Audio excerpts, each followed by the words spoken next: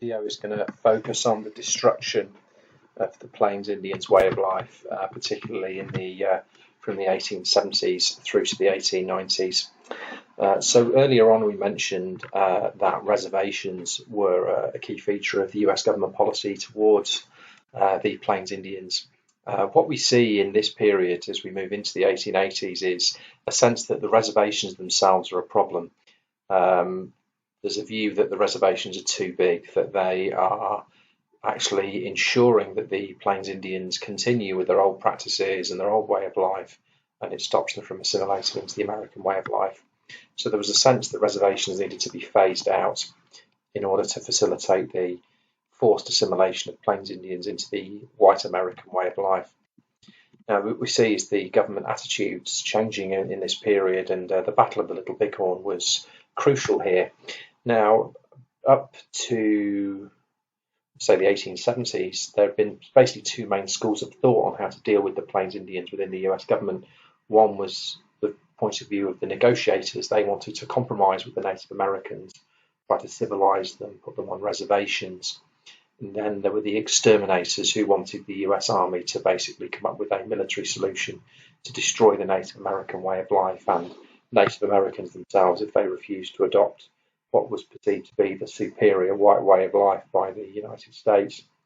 The humiliation of General Custer and the US Army at Little Bighorn led to the military taking initiative, the exterminators taking initiative in this situation.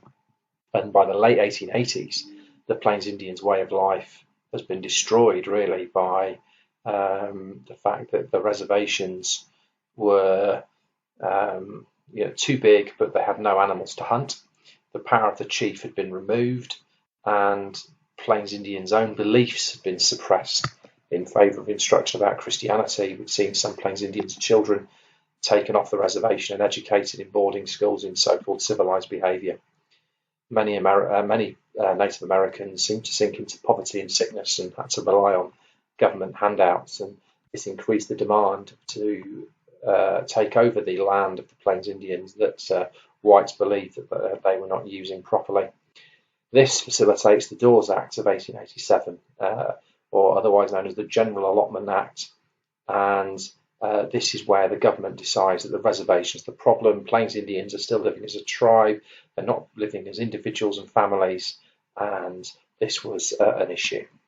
So the Dawes Act was brought in, and this you might otherwise think of it as like a Homestead Act, but for Native Americans.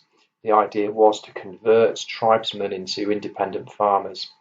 The act would allow reservations to be broken up into parcels of land, 160 acres in size, exactly like the Homestead Act.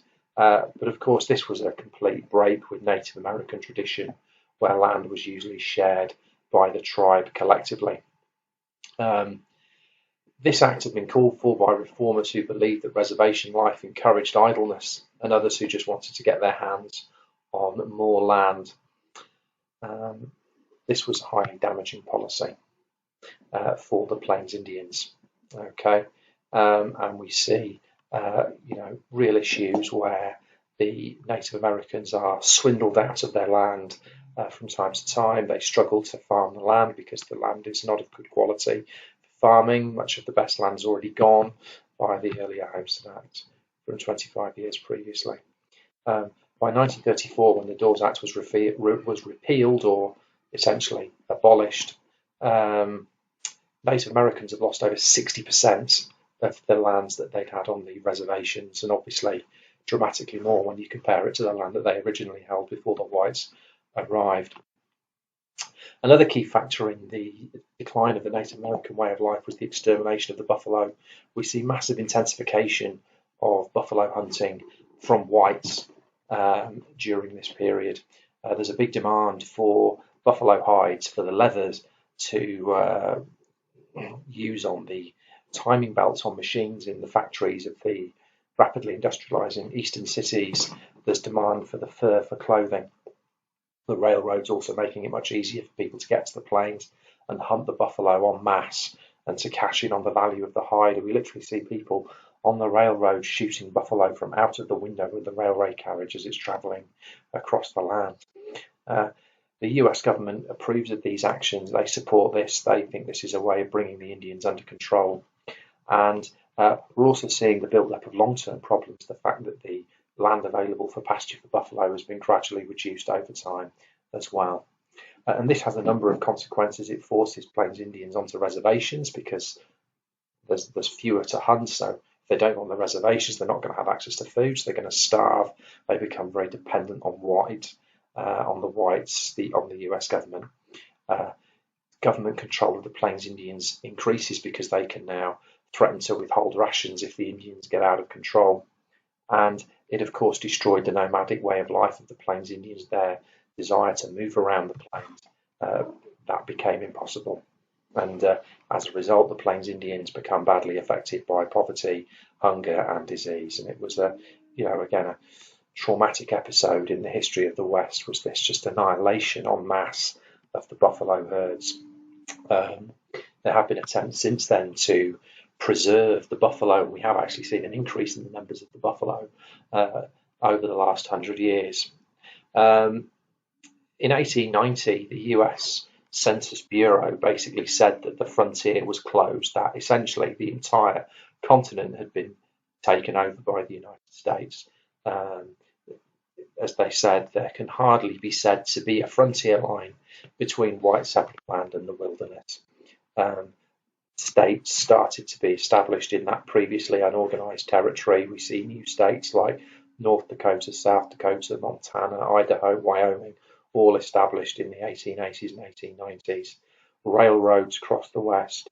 We've got cities in the West, cities like Denver, for example, become very large places. Salt Lake City, of course, as we've mentioned previously, becomes one of the big settlements in the West. And there are many others as well, large numbers of mining towns and cow towns across the western states.